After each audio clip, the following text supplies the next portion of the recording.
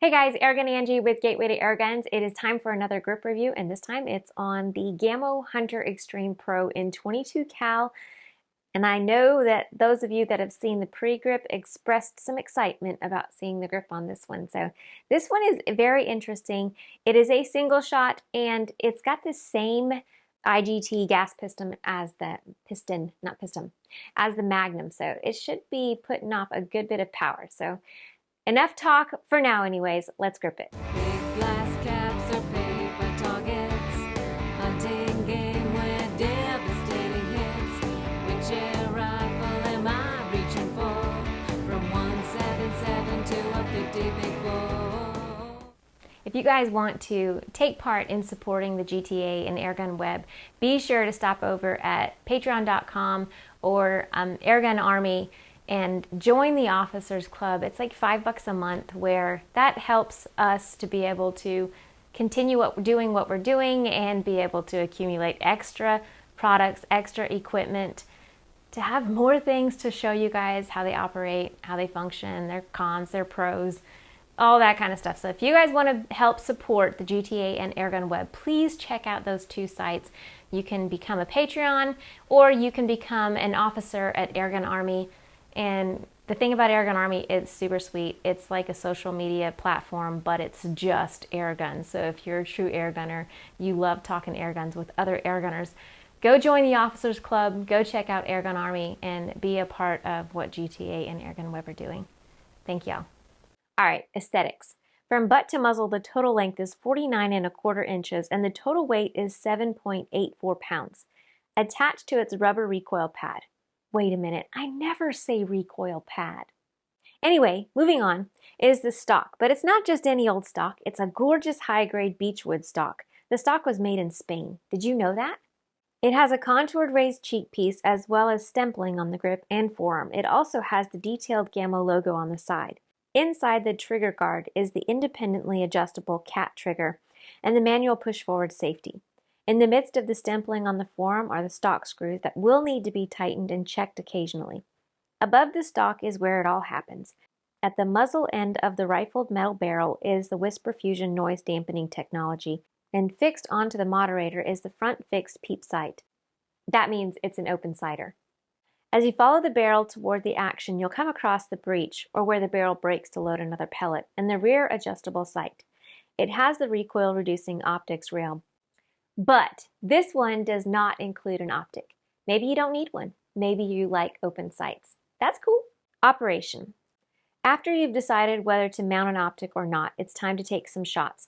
I decided to mount an optic, and I have the Hawk Sidewinder 4-16 by 50.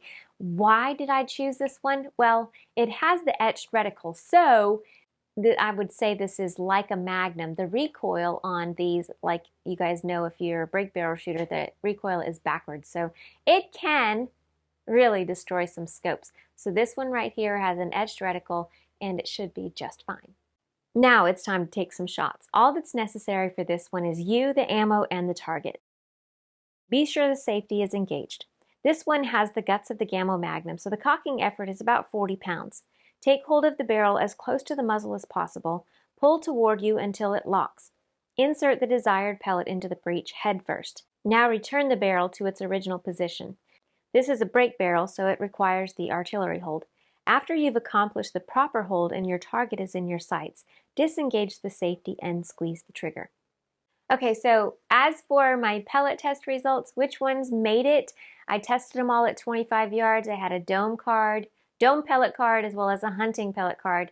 And the best domes were the JSB Exact 14.35, so it did beautifully. And I actually picked two off of the hunting card because they were so close. The H&N Sport Terminators and the H&N Sport Barracuda Hunter Extremes. Those are the ammo. Those are the pellets. That sounds much better. There's an S at the end of pellets. I could say those are the ammos that are going back to 35 yards. Now, I'm only going to take this back to 35 yards. There will be a video in the future of me shooting it at 50, but right now, let's find out if it's a 35-yard gun.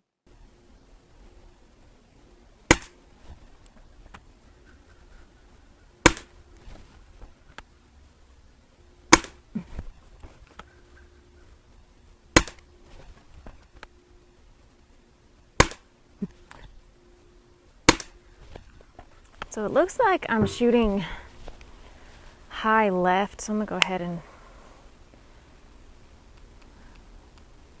bring it to the right and down a few clicks. Oh, a little bit too low. Okay, we're just gonna go with that. Starting over, ignore that high left shot. Now we're low right.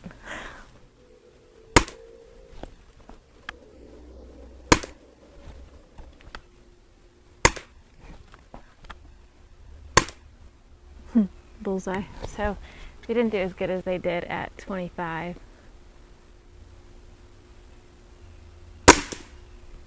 High right.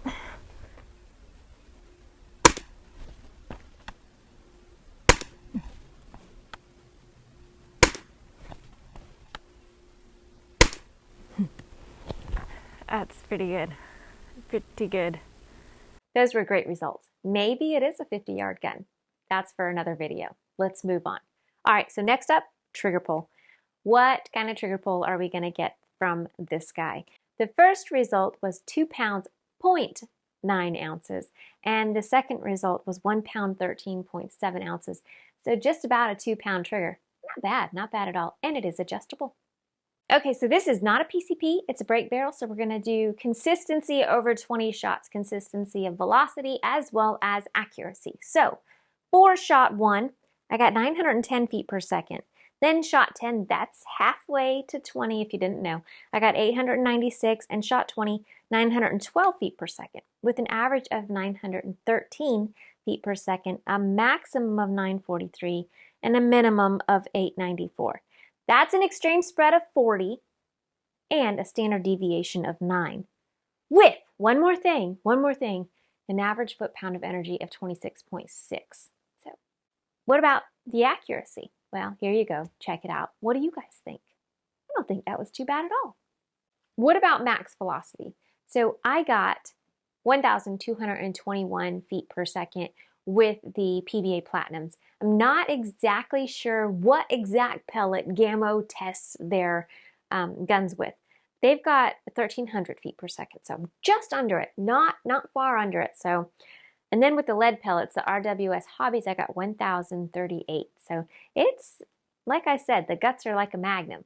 It's just got the real pretty wood stock, and it's a single shot. All right, so that's enough for velocity.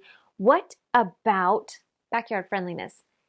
Can you shoot this in your backyard? That's a good question. That's one for you to answer, not me. But let's see how loud it is. Okay, at the muzzle, I got 86.4 dBs and 86.4 dBs. I got 86.4 and 86.4. Hey, that's the same. All right, now let's move it to my perspective. From the shooter's perspective, that would be me. I got 91 and 92 dBs. I think I sneezed louder than that. And then let's move it downrange to 20 yards away and see what we get. At 20 yards away, I got 93.5 and 82.6 dBs. So there is a little bit of a sound difference. It kind of varies.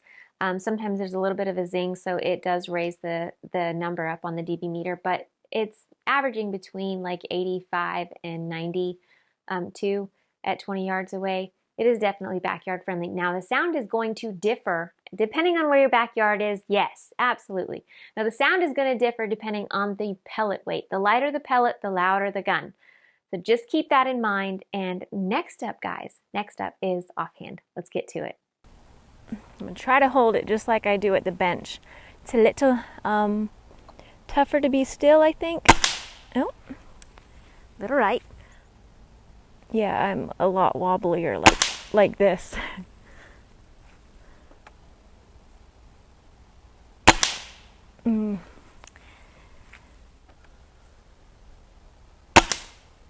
Oh, that was a big chunk of paint. I know that pellet wasn't that big.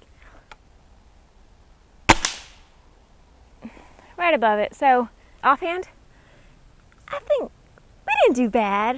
We didn't do bad at all. Cons and pros. Cons first. Are there any cons?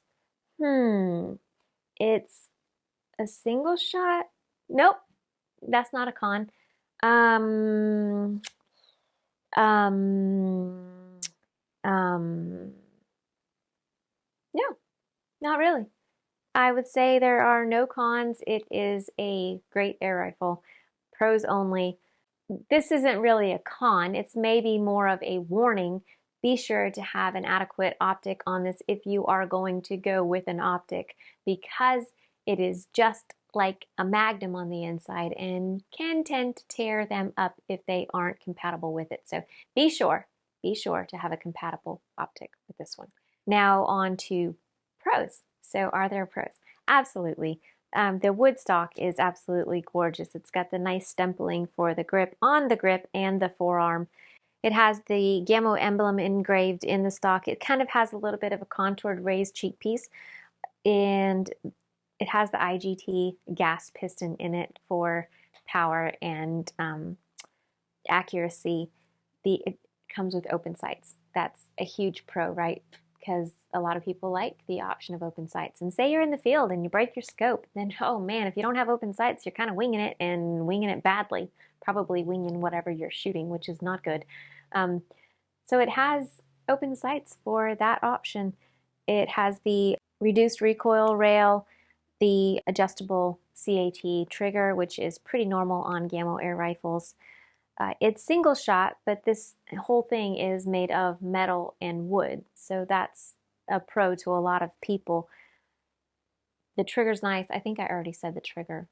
It's accurate, and it's beautifully accurate at 35 yards. Now, do know that a Magnum, which is this pretty much is, a Magnum you have to hold it perfectly, consistently every time and get to know the gun. And I think this thing shot absolutely beautifully at 35 yards.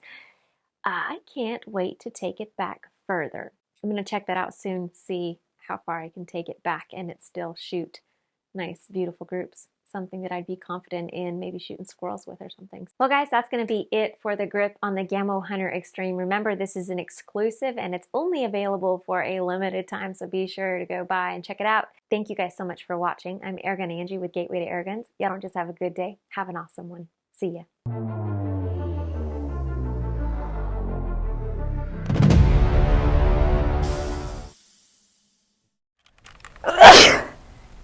That was a loud sneeze. Can use that in there. The gun is quieter than my sneeze.